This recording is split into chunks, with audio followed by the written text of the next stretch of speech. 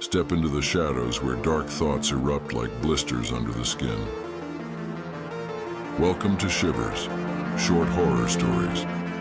A journey through time, space, and the unearthly fates that lie in wait for us all.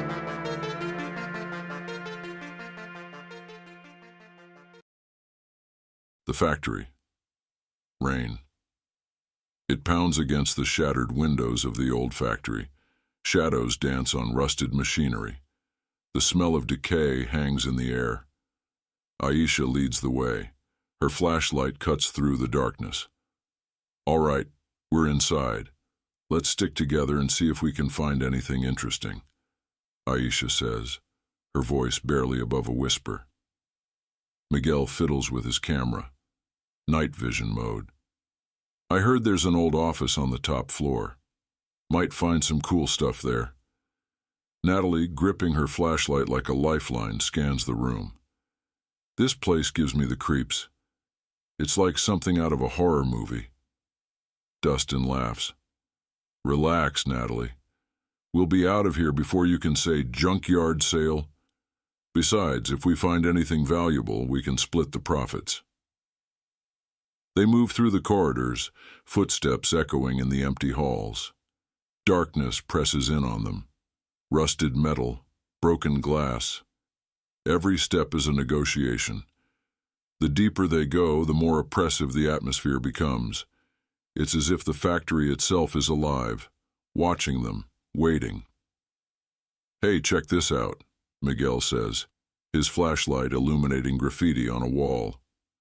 Looks like this place was a hot spot for taggers. Aisha chuckles. Yeah, too bad their art skills are as bad as their spelling. Natalie laughs, but it's nervous. Let's just keep moving. I want to get this over with. They move deeper into the factory.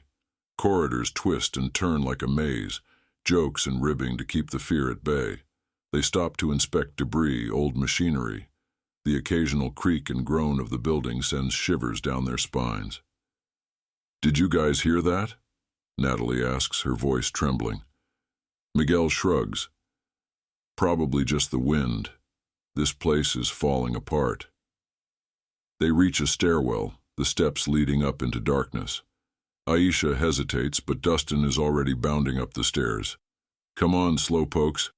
Let's see what's up here. At the top, they find themselves in a large, dimly lit room. The ceiling stretches high above, the rafters crisscrossing like the bones of a giant beast. Old conveyor belts and rusted machinery loom like forgotten sentinels. Dust motes dance in the beam of their flashlights. The walls are lined with cracked and broken windows, the rain tapping a relentless rhythm against the glass. This place is massive, Aisha whispers, her voice swallowed by the vastness of the room. Look over there, Miguel points. At the far end, a door hangs ajar, leading to a smaller office space. The room beyond is barely visible, cloaked in shadow. They approach cautiously. The office is a stark contrast to the rest of the factory. It's cluttered, but in a different way. Papers are scattered across the floor, remnants of a bygone era. But on the desk, a pile of electronics sits, wires and gadgets tangled together.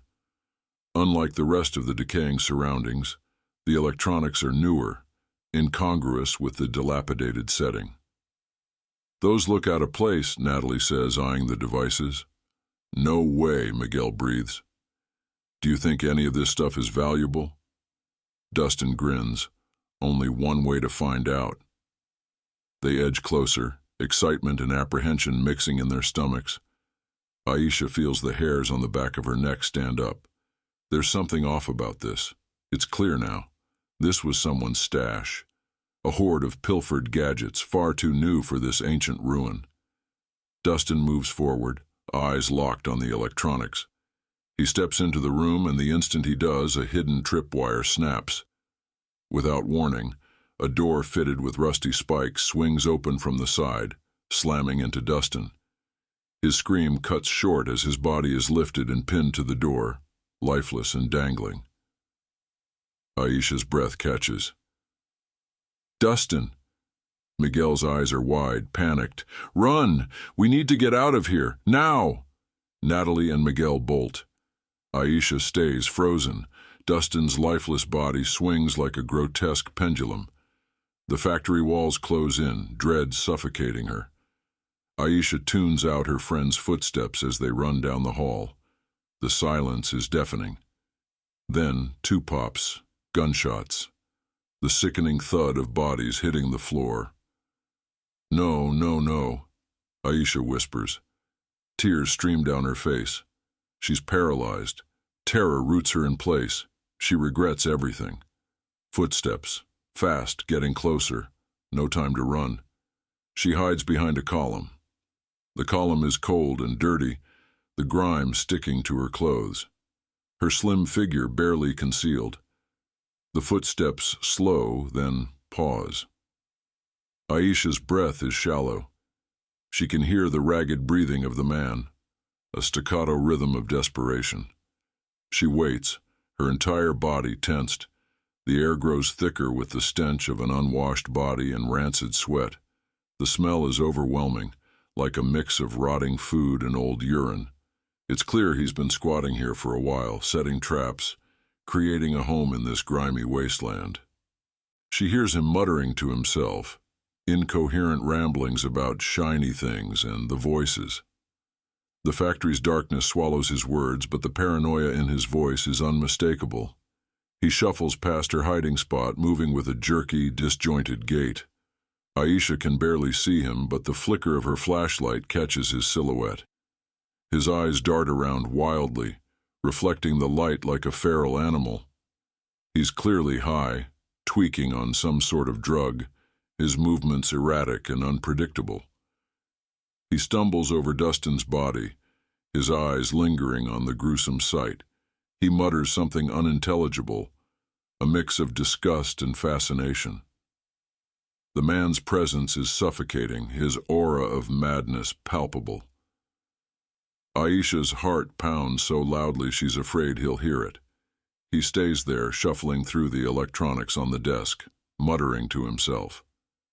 Aisha knows this is her only chance. With a final glance at the abandoned factory, Aisha bolts toward the entrance. The man turns, eyes lock onto her. He yells something indescribable, but what's clear are the 2 shots he fires off while running after her. Aisha doesn't look back. She sprints through the factory, her legs fueled by sheer terror. She cuts herself on jagged metal and broken glass, but she doesn't stop. Blood mixes with rain as she reaches the broken window they had used to enter and scrambles through it, the sound of gunshots echoing in her ears. She runs through rain-soaked streets, desperate for someone to hear her, to help her. In their quest for excitement, the friends discovered that some places are left abandoned for a reason.